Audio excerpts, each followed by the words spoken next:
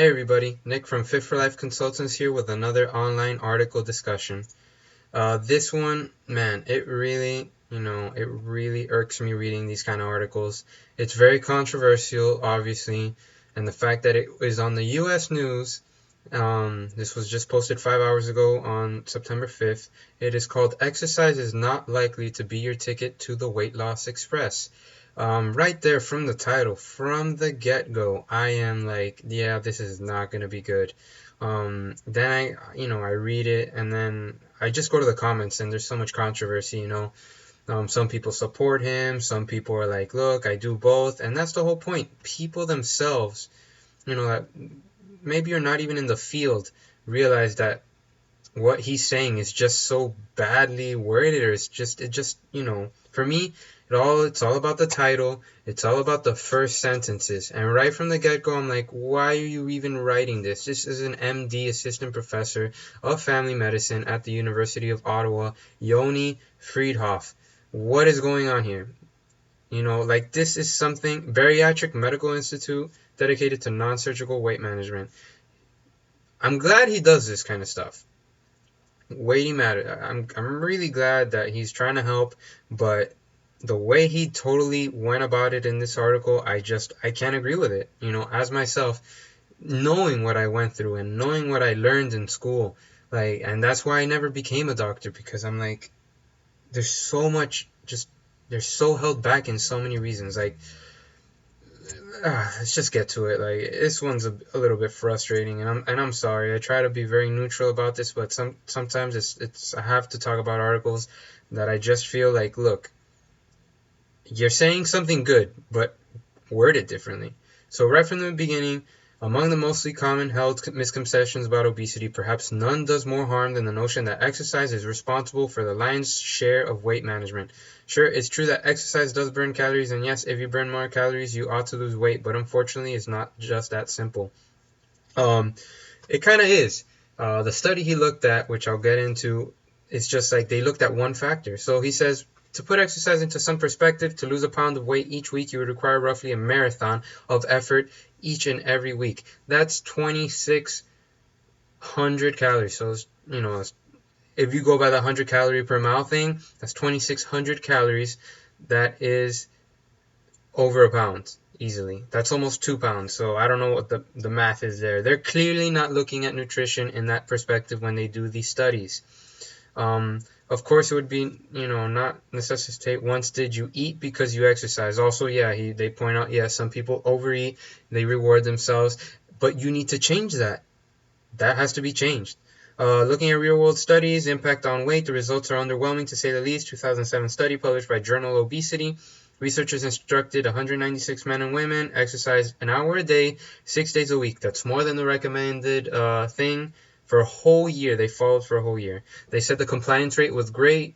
Only out of those 196 people, 7 people dropped out. So, you can maintain it. You get in that habit. You like the benefits. But this is where they went wrong. I really feel they did not look at nutrition whatsoever. Calorie intake, very important when you're losing weight. And they didn't look at that because the people did 320 hours of exercise for men and 254 hours for women. Did it lead to weight loss? Yes, but not as much as people may have guessed. Men lost an average of 3.5 pounds and women 2.6. That translates to 91.5 hours of exercise per pound lost. Oh my God, why? I want to know what type of exercise they're doing, the fact of what they're eating. Why are you not controlling those things? That is where if you control everything else around the fact of exercise, then that is when you get accurate results in my eyes.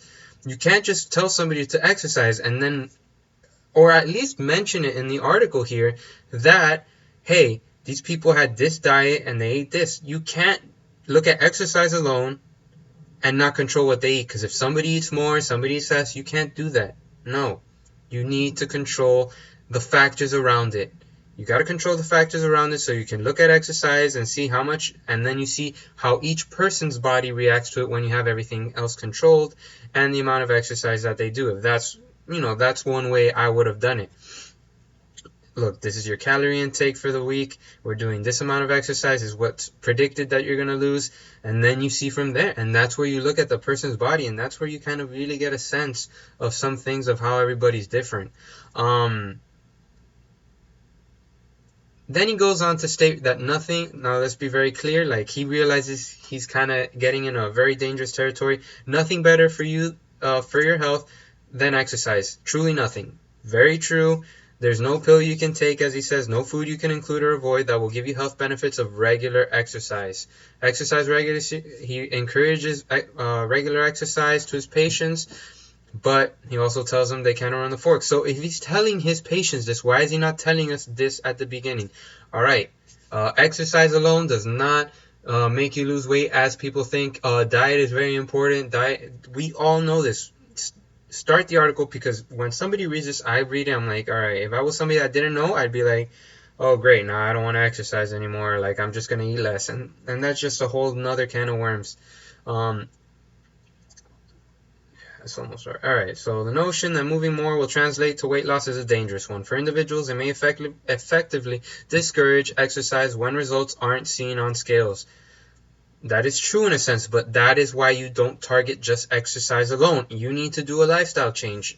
Your diet, which is your food of a normal period of a week, what you should be eating all the time, regular lifestyle, with being physically active, should be advocated. And it's what is being advocated in most cases. So to me, this is just negative right here. People with obesity are just lazy stereotype. Well, yeah, most of them are pretty lazy. And they just like to really eat a lot and some exercise. But then again, they are gaining health benefits, but you want to try and get them to include both. Deflect product blame, enforce. Okay, whatever. That's all some government stuff. For public policymakers, it makes it challenging to make the case for interventions that increase exercise, as inevitably the outcome hoped for is weight loss. And when outcomes are poor, it becomes more difficult to make the case that intervention is worthwhile, like PE or more recess time in schools, for instance. Great. Well, we all know that a big problem in schools is what they eat. A lot of stuff is coming from factories, prepackaged in plastic, heated up right there nowadays, just because of government deals, people that make deals with industries and factories of food, not the best quality. And once the quality of food is changed, there you can go in and also advocate exercise and get those kids to be more active, get those benefits from health, build those healthy habits. That's how you attack it. People need to stop going into just one thing. You need to broaden your horizon and look at everything together. And then right at the end, this is the icing on the cake for me. We need to unhitch exercise from our weight management wagons. Okay.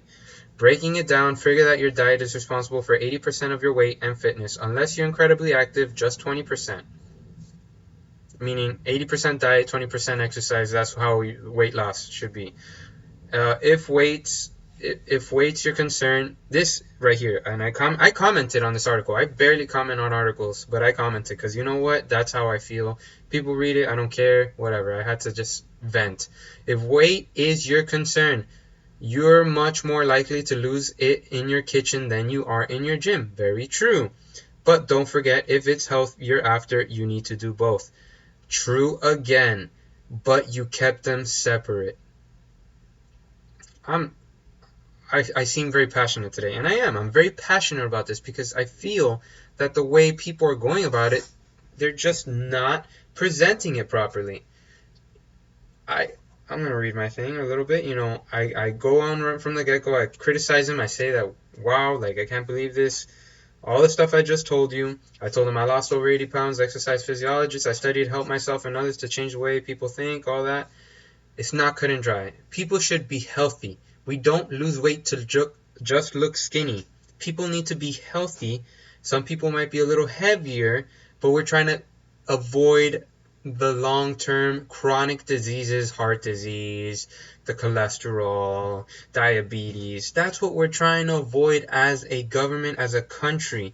Keeping people healthy, keeping those health costs low, keeping people living and being productive. Now, if you're telling me, because it happens to everybody, losing weight if you get skinny and you just do a diet and you are doing sub 1,000 calorie diets, which I know a lot of people try and do, you're losing so much muscle mass with the fat loss because you're not being active. It's just something that is in my head. I'm sure it's not exactly it. To me, it's accurate. The body adapts, right?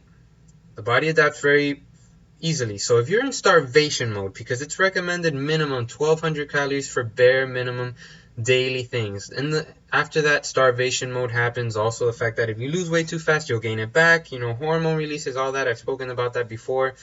And so to be skinny, you're trying to get skinny to be healthy, so you have to incorporate a lifestyle change. That's what my company does. Lifestyle change, little by little adjustments. So that is what should be presented in the long run to everybody. Stop this diet or exercise. Yes, diet will make you lose more weight, but we don't look at weight anymore. Do you lose more fat mass? Do you lose more muscle mass? Explain it all and make people understand that you are going to lose weight doing eating healthier and being more active, because they just go together. It makes sense. I'm sorry this video has been a little long, and I hope some of you watch this. I'm very passionate about this, and I've said it again.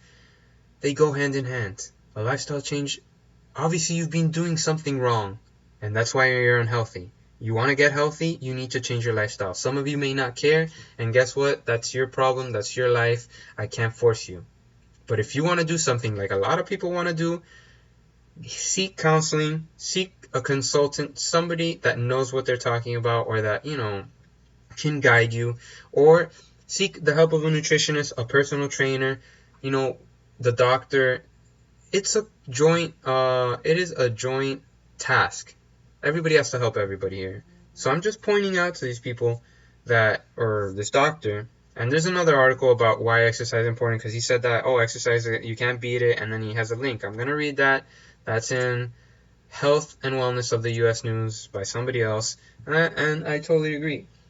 Exercise is important. I'm an exercise physiologist. Doing exercise is great. You don't even need to do that much to gain so many health benefits, and that's the point. Not even as much as a study. Half an hour a day, moderate activity, you're good. So, just to wrap it up, this video is a little long. If you want to watch it in 2 parts, go ahead. I should have made it 2 parts, but I'm just, I've seen so many of these. Even the person from The Biggest Loser, I spoke about that too. They talk about diet being so much more important, and then they mention how important exercise is, but they don't say it at the beginning. So right from the get-go, you're reading it, and you're kind of like, you don't know what to believe sometimes. Some people are like, all right, so what do I do? Healthy lifestyles, lifestyle adjustments, exercise, eat better, totally both combined. If you do one or the other, you're not gaining that healthy lifestyle, and then what are you doing it for? If you're doing it just to look good and skinny, you're not going to look as good as if you look healthy. And that's just me telling you straight up. So, take a look. The article's down there. Like, comment, share it. I really appreciate, the support. I'm going to be at a health fair, talking at a local health fair for the city of Miami. And I will be talking about the importance of being physically active, and I will be talking a little bit about this, probably. I can't not help it. And yeah, hopefully you guys enjoyed this video. Apologize to anybody that might be offended by maybe being too passionate, but you know what? Not too much, actually, because that just shows how much I care. And yeah, you guys just have a healthy and fit day, and hopefully a great weekend.